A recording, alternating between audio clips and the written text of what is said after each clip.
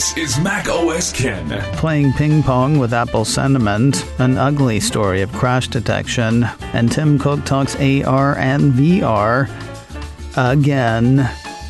It is Monday, the 3rd of October, 2022.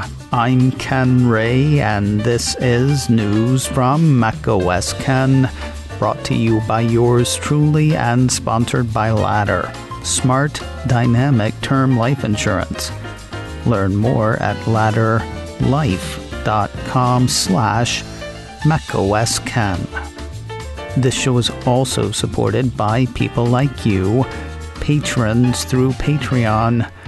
Find out more and add your support at patreon.com/macOSKen. What's going on with Apple shares and iPhone? Depends who you ask and when. A piece from Barron illustrates this well under the headline, Apple stock had an awful September, but the quarter wasn't half bad. Playing a solo game of ping pong, Barron points out the demand for iPhone 14 Pro Max started so strong, Wedbush analyst Daniel Ives wondered whether Apple would be able to meet holiday demand. Data seen by one Jefferies analyst has the analyst thinking iPhone 14 demand in China is not as strong as had been expected. There was the dreaded Bloomberg report from last week that had Apple backing off of plans to increase iPhone 14 production. While Apple shares got the tar beaten out of them last week, down about 7%, they actually ended the September quarter up about 3%. According to Barron's, that put the company on pace for its best quarterly performance since the first quarter of 2021. Rosenblatt securities analyst Barton Crockett raised his rating on Apple shares from neutral to buy. He also upped his price target on the shares from $160 to $189. That got drowned out, though, when B of A analyst Wamsi Mohan downgraded the shares from buy to neutral, dropping his price target on the shares from $185 to $160. Taking an even tack was KeyBank analyst Brandon Nispel. While noting near-term negativity for Apple shares spurred by the Bloomberg report, he and his think that report is neutral to consensus expectations and would take advantage by buying on the pullback. He's got an overweight rating on Apple shares and a price target of $185. There are still more pro players than anti where Apple shares are concerned. Of the 41 analysts tracked by FactSheet, says Barron's, 78% rate the stock as a buy, 15% say it's a hold, and 7% rate it as a sell. Want to play ping pong with Apple sentiment yourself? It is easy. Just start reading Apple news. You'll find yourself drawn to both sides in no time. News like the latest from Evercore analyst Amit Daryanani. Apple 3.0 ran part of a note he wrote last week, wherein he indicated that wait times for iPhone 14 Pro and iPhone 14 Pro Max have lengthened. Yes, he is aware of what everyone else is saying. Quoting his note, the iPhone 14 lineup has been available across most geographies for a few weeks now, and lead times have expanded, not a typo, he says, since last week for the Pro and Pro Max models across all geographies we track, excluding Japan, by about 1 to 6 days. The strong demand is in stark contrast to recent concerns around demand slowdown. Our assessment remains that while units will be stable to slightly up, the real story here is average selling prices will be up high single digits in the second half, enabling upside to not just the September quarter, but likely the December quarter. Heading the ball back the other way, a piece from Mac Rumors has electronics reseller SellCell saying that resale values of iPhone 14 and iPhone 14 Plus, those would be the two consumer end models, are way down compared to iPhone 13 and iPhone 13 mini models at this point in their initial availability. Never mind the fact that iPhone 14 Plus isn't actually available yet. SellCell has already set their buy and resell sell numbers, it seems, and it seems they will be low. That said, SellCell says units in the iPhone 14 Pro end are actually performing better than last year's iPhone 13 Pros. Honestly, that whole piece seems sort of pointless, except that it was a headline on Mac Rumors and could figure into a sentimental game of ping pong. While everybody seems ready to call it for the consumer end of the iPhone 14 line, it looks like iPhone 14 Plus is starting to put up a fight. Though it still showed launch day delivery of this Friday, the 7th of October on Apple's site here in the States, a piece from Apple Insider says wait times for the 14 Plus are starting to slip on other parts of the planet. Taking a look at JP Morgan's Apple Product Availability Tracker, the site says the silver lining for the iPhone 14 is the iPhone 14 Plus. As the October 7th release date nears, the lead times for that model are starting to extend beyond the first date of availability in most regions, except the U.S.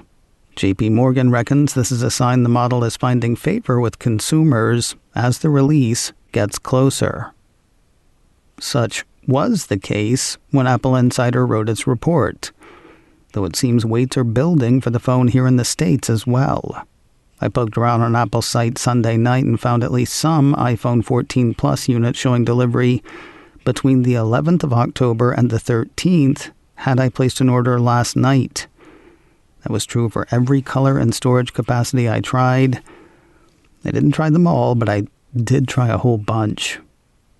More good news for the consumer end of the iPhone 14 line. The Evercore note I mentioned earlier had Mr. Darianani noting extended lead times for the consumer end of the line in Japan. Quoting his note, Japan is seeing continued extended lead times for the 128GB Midnight and Starlight versions of the iPhone 14. So far, Japan remains the only country to show consumer preference toward storage size or color in the current cycle. He also says that iPhone demand in countries like China and India is not only strong, but skewing toward the high-end models. Darianani has an outperform rating on Apple shares. His price target on the shares is $190. Let's go one more round.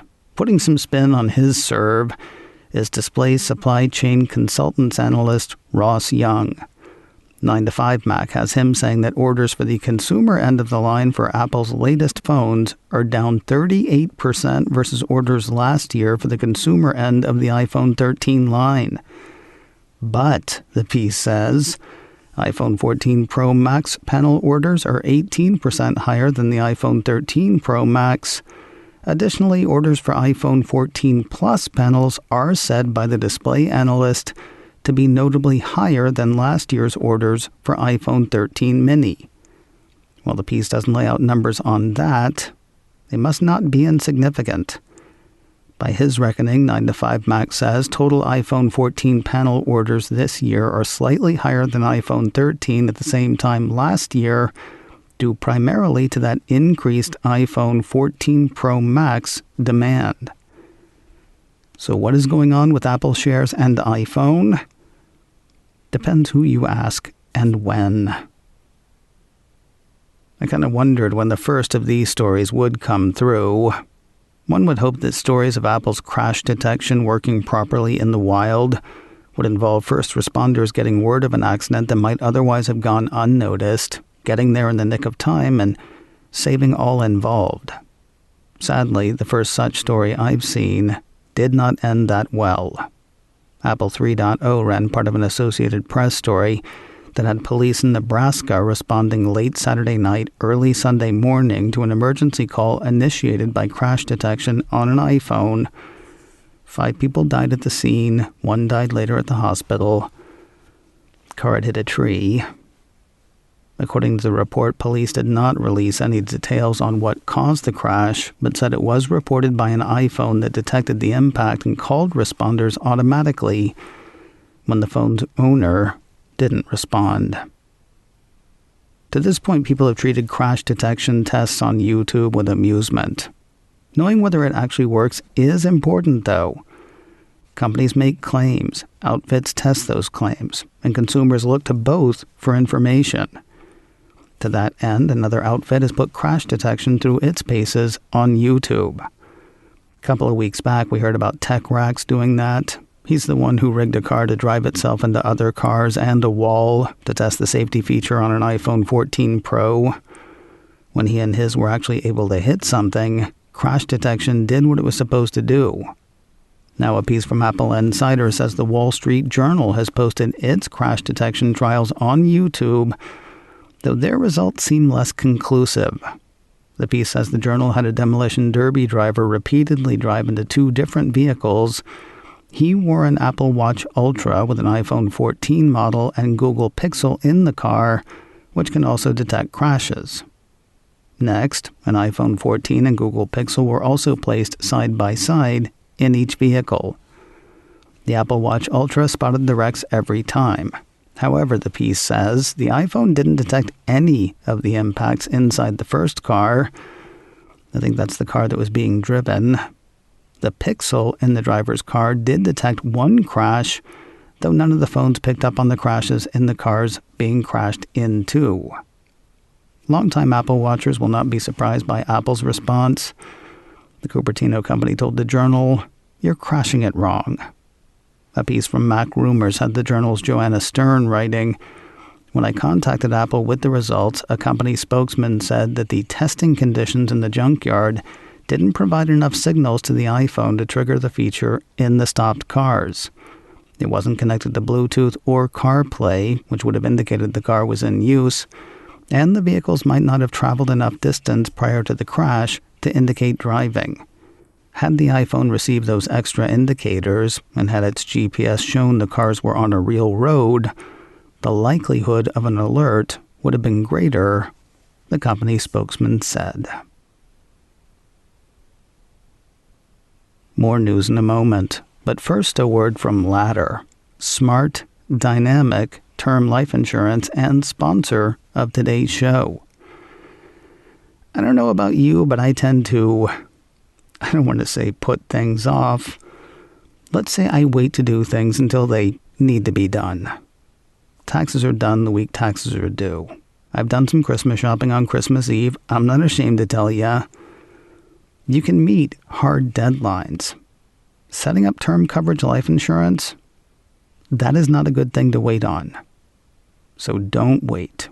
Choose life insurance through Ladder today. If you're worried that it's difficult, it's not. Ladder is 100% digital. No doctors, no needles, no paperwork when you apply for $3 million in coverage or less. Just answer a few questions about your health in an application that will take you less time than you will spend listening to today's show. If you're worried about the risk, don't be. There are no hidden fees, you can cancel anytime, and you can get a full refund if you change your mind in the first 30 days. Ladder's customers rate them 4.8 out of 5 stars on Trustpilot, and they made Forbes' list for best life insurance in 2021.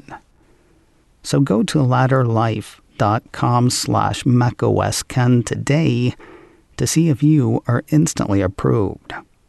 That's LADDER life.com/macOSKen. ladderlife.com/macOSKen. Apple's on the horns of a new investigation in South Korea. Apple Insider says the company's offices there were raided last week by officials from Korea's Fair Trade Commission. They're said to be looking into allegations brought by the Korea Mobile Game Association, or KMGA. According to the report, consumers in South Korea pay value-added tax on App Store purchases of 10%. So, for example, if an app cost $1, a consumer would be paying $1.10. That extra 10 cents would go to pay the tax, with developers getting the dollar minus Apple's 30% commission. But the KMGA says Apple isn't charging commission on the dollar. It accuses Apple of charging commission on the $1.10. That leaves Apple collecting 33% in in-app payment fees, not the 30% it should be collecting. Kind of feels like this would be something for lawyers and accountants, not raids, and yet a raid is what they got. Whatever the case, Apple seems pretty chill about the whole thing. A spokesperson for the company told Apple Insider, Apple is fully cooperating with Korea's Fair Trade Commission during their investigation. We look forward to explaining how the App Store has been a tremendous business opportunity for Korean developers. Didn't sound like that was the question, but okay. That problem some people are having with the microphones on the Apple Watch Series 8 and Apple Watch Ultra, Apple is on it, according to Mac Rumors. The site ran a piece late last week that had reports of the Apple Watch 8 and Ultra microphone becoming persistently unresponsive after some time, causing apps that rely on the mic to throw up errors and stop working entirely. A memo to support people seen by Mac Rumors acknowledges the bug. Apple says restarting an affected Apple Watch may serve as a temporary fix. Indications are that the issue is software-related, not hardware-related. They suggest people stay up to date on their updates. That suggests to Mac Rumors that a fix is in the works. And finally today, as if to torture me personally, Apple CEO Tim Cook is teasing augmented reality and virtual reality yet again. As part of his European sweep, the CEO spoke with the Dutch news organization Bright. Apple Insider gathered some of Cook's comments on programming. I see programming as the only universal language. It's the most important language you can learn, he said.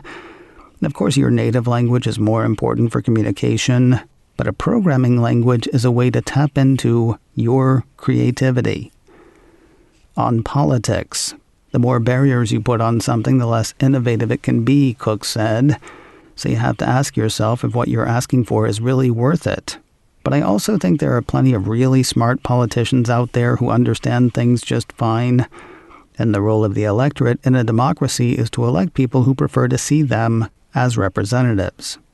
A piece on the same interview from 9 to 5 Mac had the CEO going a bit deeper on that, saying technology is able to tackle the biggest problems that affect humanity, but I have great appreciation for the political process and the elected people who serve us, and I also fully realize that I am not one of them. I have a role that's empowering people with products that allow them to do things they couldn't do otherwise. And the part that tortures me, on augmented reality. I think AR is a profound technology that will affect everything. Imagine suddenly being able to teach with AR and demonstrate things that way, or medically and so on. Like I said, we are really going to look back and think about how we once lived without AR. He seems to think that the place and time for AR is everywhere and all the time.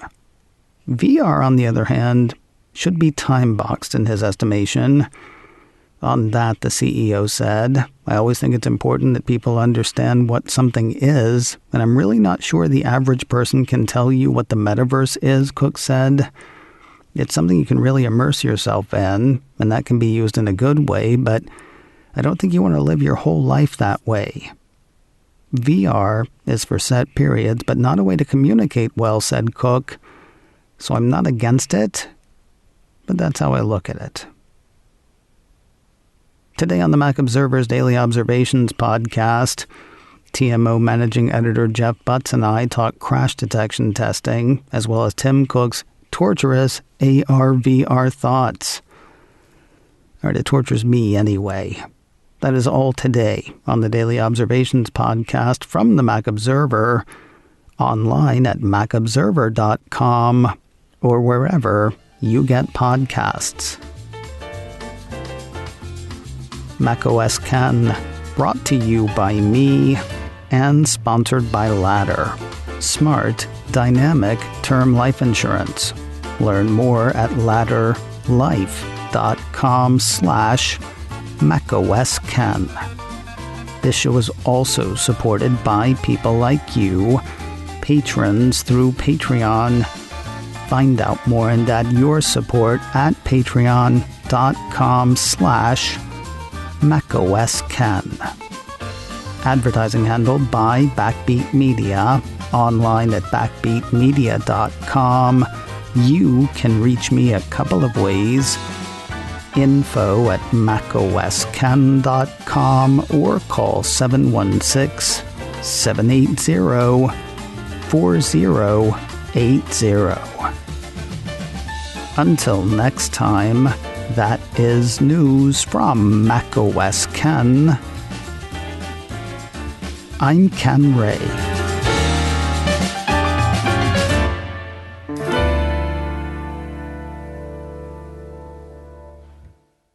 Ciao.